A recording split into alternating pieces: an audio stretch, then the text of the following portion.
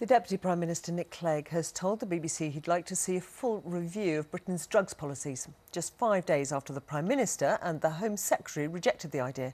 An all-party committee of MPs had recommended the review, and Mr Clegg says the worst thing people can do is close their minds to reform. The question of whether Britain's drug laws need significant reform has become the latest issue to divide the coalition government. The Prime Minister and Home Secretary say there's no need for a royal commission on drugs because Britain's current strategy is working. But in an interview with the BBC, the Deputy Prime Minister, Nick Clegg, has said exactly the opposite. I actually don't see this as a thing between myself or the Prime Minister. It's not about an issue of what different politicians think. It's what do we as a country believe is the right thing to do. If you are anti-drugs, you should be pro-reform.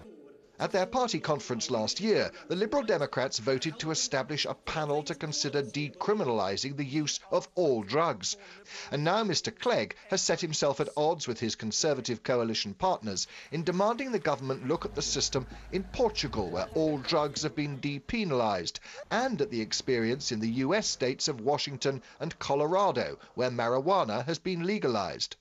I think it's important that we break this conspiracy of silence where politicians, when they're in government at least, say this is all too controversial, we're not going to look elsewhere, we're not going to compare notes with European countries, we're not going to look at what they're doing in Latin America, we're not going to look at what they're doing in North America to make sure that we are doing all we can to help families and children in this country who are affected by the blight of drugs. The Home Office and Downing Street both say there's no need to review Britain's drug laws. Drug use is falling, while numbers in treatment are rising. Mark Easton, BBC News. Well, joining us from Westminster is Mark Pack, co-editor of Liberal Democrat Voice. Mr Pack, thanks very much for joining us. How should we see yet another division between the coalition leaders on an issue such as this? Well, it's no secret that there are some quite significant differences of opinion between Liberal Democrats and Conservatives, but there are also quite significant differences of opinion, I think, on this issue within both Conservative and Labour parties, because don't forget the report that was published earlier this week was a cross-party report by a select committee that had Labour, Conservative and Liberal Democrat members. So the fact that, what Nick Clegg has said today has sort of opened up the debate again, I think is very good news, not just for Liberal Democrats and the particular policies they believe, but also those in both Labour and the Tories who also think this is an issue that should be debated and the evidence should be looked at quite seriously. Doesn't Mr Clegg look a bit daft, though, calling for a Royal Commission on drugs 5 days after the Prime Minister said, no, we're not having one? Not at all, and I mean, it's worth remembering that David Cameron himself was previously a member of the Home Affairs Select Committee, and when he was a member of that committee, he voted in favour of a report that also called for a very similar inquiry to the one that the report published this week has done. So I think, if anyone's looking a little bit daft, it's David Cameron, really, who needs to answer the question, why is he now against what he previously supported? Isn't it a risky strategy, though, as the junior partner in the coalition, that Nick Clegg chooses to be quite so public about these disagreements? Certainly, and particularly on an issue like this, where traditionally large sectors of the media have been very hostile to politicians saying that the law should be looked at again or evidence should be carefully studied.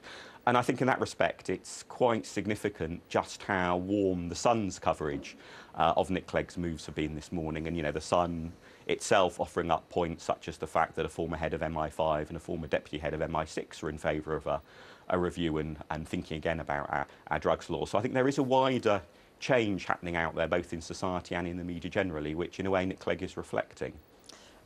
Mr Clegg might be trying to tell us what he stands for, but how credible is that when we've seen him back down on manifesto issues such as university tuition fees? It's something that just won't go away. Well, certainly being in coalition, and particularly being the smaller of the two parties in coalition, you can't get what you want all the time. That's what you get to do if you have a majority on your own. But, we have seen some, I think, quite significant wins for the Liberal Democrats in recent days. The most obvious one being most recently being with the draft communications data bill, where again a parliamentary committee came out with a very, very critical report.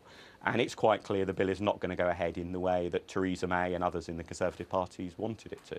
But how far can he hope to go with this push for reform of drugs laws? I think this is a long-term issue, partly because there is, as I said, a changing mood in society and in the media generally, and that's not something that's, sort of going to simply happen overnight. And also because I suspect this is one of the issues where, when it comes down to it, what Cameron and Clegg will agree is essentially agree to differ, put different policies in their manifestos at the next general election and then let the public decide, which is, sort of how it should be in a democracy, really. Mark Pack from Liberal Democrat Voice, thank you very much for your time. Thank you.